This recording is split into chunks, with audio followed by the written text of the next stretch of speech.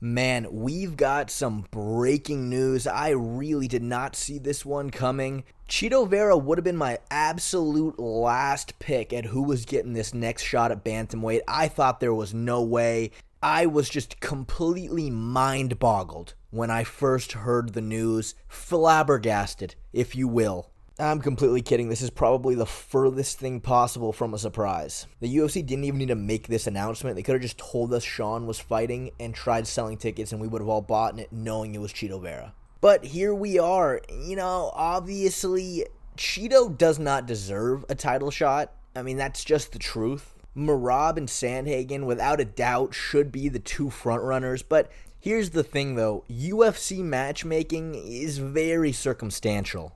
Did Michael Chandler really deserve to fight for the vacant title against Oliveira after beating the 6th-ranked lightweight Dan Hooker? I mean, not really, but Conor McGregor and Dustin Poirier were already scheduled to fight. Justin Gaethje had just lost, so, throw him in there. He had a great performance. The circumstance is Chito Vera is the last guy to have beaten the champion Sean O'Malley. If it wasn't for that fight, Sean would be undefeated right now. He's currently ranked number 6. Honestly, you could have put him number 5 over Peter Yan, but, look, the fight is happening. Who cares? First things first, just to get this out of the way, the number one thing we've learned since Sean and Chito first fought each other was Sean is way more skilled than Chito is. You're slightly dense if you try to argue otherwise. But to preface, I actually think Chito has some attributes that makes this fight a lot more interesting than you may think. But going back to their first fight, that fight was the moment fans got really indecisive on Sean O'Malley. Some people loved him still. Other people absolutely hated him because he did not accept that fight as a loss. To this day, he still holds up a 0 sign whenever Bruce Buffer is announcing how many losses he has. He's described his thought process on this on the many podcasts he's done, and the way he explains it is, on the record, sure, you can say it's a loss, but at the end of the day, Chito did not prove that his skills were better than mine in any way. And that is actually kind of hard to argue against. Very early in the first round, Chito attempted to throw a calf kick. Sean pulled out in an attempt to avoid the damage that would be created if Chito landed a calf kick with his shin.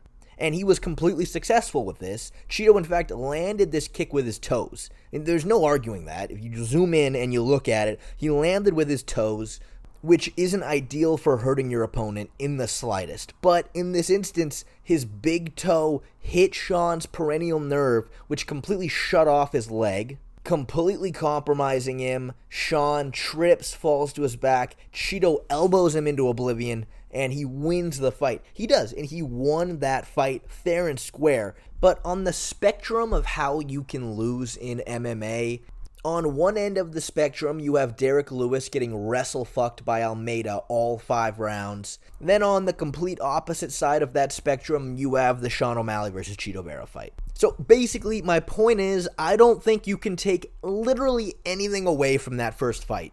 Essentially, in my mind, it didn't even happen. So let's match these two guys up where they stand right now and see where we end up. Chito Vera is a notorious, very slow starter. Against Frankie Edgar, he just completely gave up the first 2 rounds.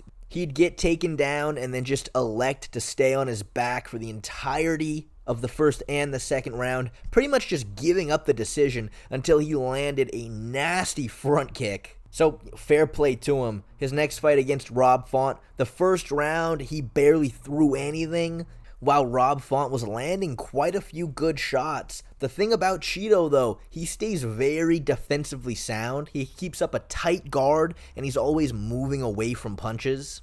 So he gets hit, but he does not leave any huge openings to get wobbled or get knocked out. And as the fight went on, he just progressively started beating the living daylights out of Rob Font worse and worse and worse. The thing he showed in that fight is he is good at picking up reads and then eventually starting to counter very well. And now against Dominic Cruz, this really showed. Dominic came out super fast, throwing a lot of quick combinations. And the only thing Chito was looking to do in that fight was to land hard counters. And that's exactly what he did. This all accumulated into Chito landing the new hottest combination in the UFC right now, which is a punch and then the same side kick followed right behind it, which turned Dominic Cruz's nose inside out. It was pretty gruesome. But now this leads us to the Corey Sandhagen fight. Now, Corey is super tall, he's very long, he is a master at managing range and distance, he's very well-rounded, and Chito just could not find any counters this fight.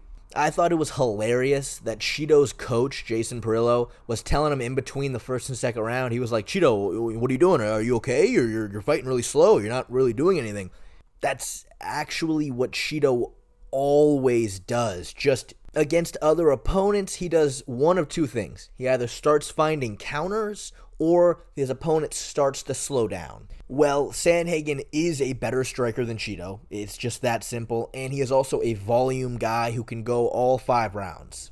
Now, Sean O'Malley, he's very similar to Corey Sandhagen skill set wise, but I would say the big difference between the two of them is Corey is much more of a volume striker, while Sean is always looking to land that one-punch KO. He has a lot more power than Corey does. In fact, Sean has either rocked or knocked out every single opponent he's faced in the UFC, other than Terrion Ware, which was his second fight for the promotion, the Chito fight, which didn't really happen like we said, and the Pedro Munoz fight, which also didn't really happen. So we have a really interesting clash here. You have Sean O'Malley, who pretty much stuns every opponent, and you have Chito Vera, who has never been rocked or stunned or finished. So essentially, here is what this fight comes down to. Sean is going to be the better striker than Chito. He's going to be much faster. He's going to hit way harder.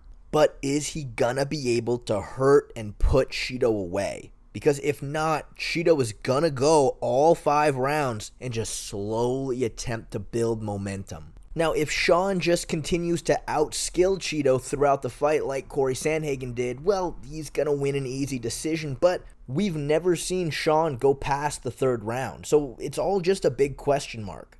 Remember when Sean fought Chris Moutinho? All Chris did was he kept his hands up, he tucked his chin, and he braced as hard as he could every single time Sean hit him in the face with a punch. He took more damage than a human ever should. He probably lost a few years of his life. But at the end of the day, the way you knock out your opponent is either hitting them with a shot they don't see coming or finding a huge opening through their guard. The one thing you cannot take away from Chito Vera is he is a master at avoiding power punches. It's just that simple. So if Sean can't knock him out and this fight goes into the later rounds, Chito has a real shot of winning.